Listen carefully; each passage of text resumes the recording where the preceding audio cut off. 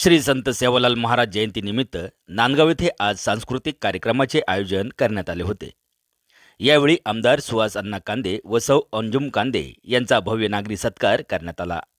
या कार्यक्रमासाठी प्रमुख अतिथी म्हणून बंजारा समाजाचे तीर्थक्षेत्र पोहरागड येथील महंत जितेंद्र महाराज उपस्थित होते।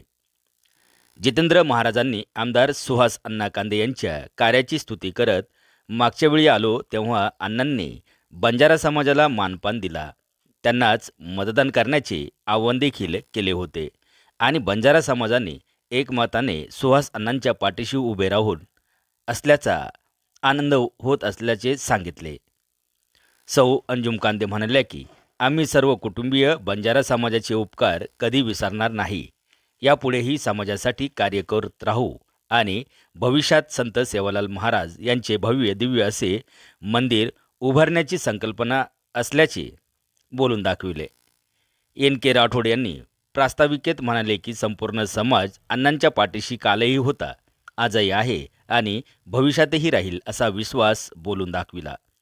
बंजारा फेम ईशांत, गीतांजली चव्हाण व कलाकारांनी विविध सांस्कृतिक लोकगीते व भक्तिगीते सादर केली। यावेळी मोकेश्वर नगर न्यायडोंगरी जिल्हा परिषद शाळेच्या विद्यार्थ्यांनी अनेक लोकगीतांवर नृत्य तसेच देशभक्तीपर नाटके सादर केली।